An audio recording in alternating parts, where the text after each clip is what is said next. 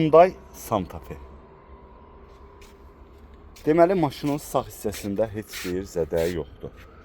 2020 Hyundai Santa Fe 2 motordur. 35 min yol gedib, 6500 dollardan satışa çıxır. Panorama damdır, 132-ci maşında açarsız daxil olma var.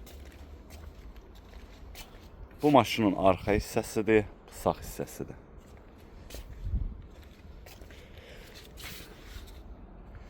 Bu da sol tərəfə.